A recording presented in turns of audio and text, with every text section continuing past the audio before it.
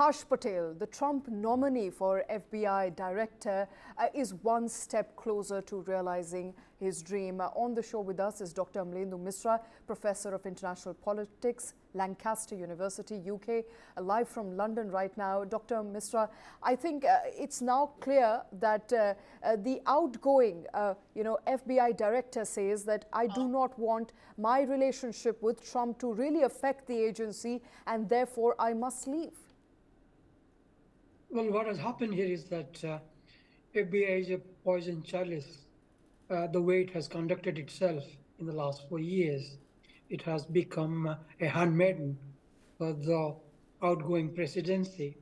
And there's no doubt that if Trump was going to come back to power, he was going to go with all his guns blazing after the top brass of FBI. So it was an open secret.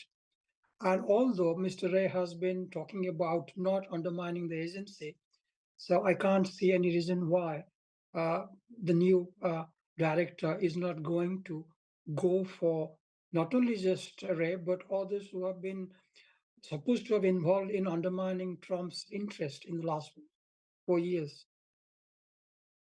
And he's Christopher Wray is, of course, one of them who seem to have undermined Trump's interest. But Kash Patel, a very interesting choice, has been extensively talked about. And he is somebody who really raises concerns within the quarters of, people who are close to Trump, as well as Republicans, because of his choice of words, his speeches that he's given in the past, and really what a lot of people see as somebody who stands up for Trump no matter what, and could really push the boundaries of FBI as a federal agency.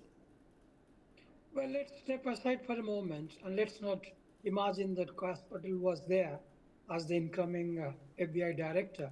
Yes, it doesn't mince his words, and he would continue doing what he has been doing, irrespective of whether he's being chosen by the Senate to become the next FBI director or not.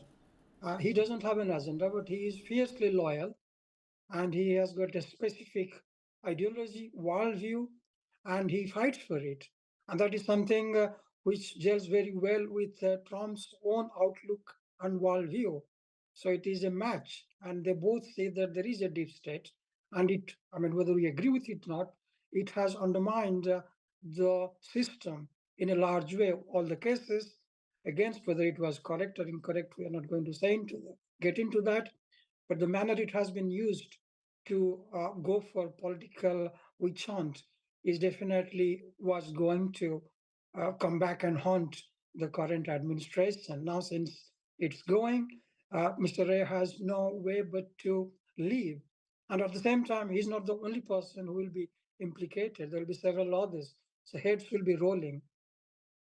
And let's talk a little bit about Kash Patel. He's somebody whose parents are Indian immigrants, and therefore a lot of interest here among Indians on what kind of person he's going to be and whether he will take the Indian agenda forward. Now, so far, all that we have heard, all that is in public, all we know of Kash Patel to be, he is a man who has served his country, America in this case, as a lawyer for the longest time. He was actively a part of Trump administration in 2019. He was one of the national security advisors and then went on to take up different roles. Will be coming back, and if at all passes through the cabinet, he would resume and take over as the director of FBI. All of this, at no point does it feel like he will be somebody who could take the India cause forward. Well, unfortunately, although we might have a lot of high-ranking politicians in the past who have Indian origin, they haven't necessarily done an awful lot for India. And the outgoing Vice President Kamala Harris is a case in point. She sort of goes to extreme lengths to talk about her growing up years in Tamil Nadu, her love for idli and dosa and what have you.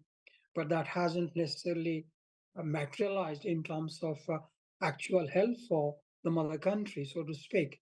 So I'm not expecting quite an awful lot for that matter, from Kash Patel if he does become the next FBI director. Let's not forget that he's an extremely conservative politician. He has conservative views and outlooks, and that is not necessarily going to sort of make way for interest of other countries. Let's, for example, India. He's not going to prioritize the interest of India over United States. Let's Okay. forget that.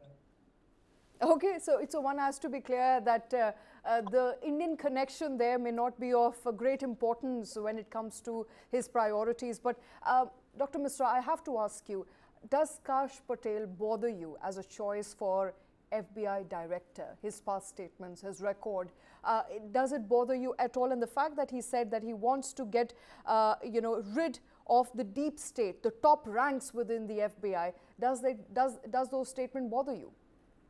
Not at all. I mean, he's not saying something entirely different. His boss, or would-be boss, Mr. Trump, who will be the next president, who will be taking over very shortly, has never sort of minced his words. He has been talking about the deep state and how the deep state has been undermining his interest and the interest of the Americans. So they are sort of singing from the same hymn sheet, both Trump and Kash Patel here.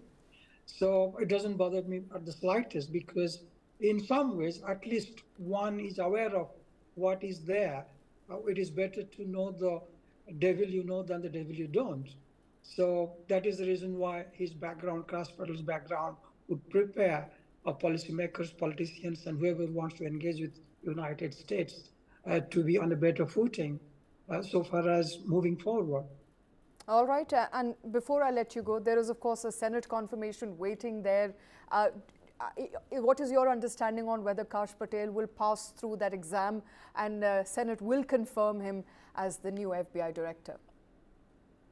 Well, I mean, all the picks of President Donald Trump so far have been controversial. And somehow or the other, they have managed to sort of scrape through. And I would imagine, within the Republican senators, there is a lot of disquiet in terms of Trump's choice of Kash Patel being the next FBI director. So there will be a lot of lobbying that will go on. And Mr. Patel already has been conversing with all the senators there. So it's just a matter of time. And if push comes to shove, I would imagine that Mr. Trump would flex his muscle and say that you have to accept my nominee and we have to let him come in. So there will be a lot of horse trading that will go on behind the scenes. We won't know about it. But I have a feeling that Trump knows what he wants, and Trump knows that his choices are controversial, but nonetheless, he wants to plow through it like a bulldozer, and that is exactly what is going to happen.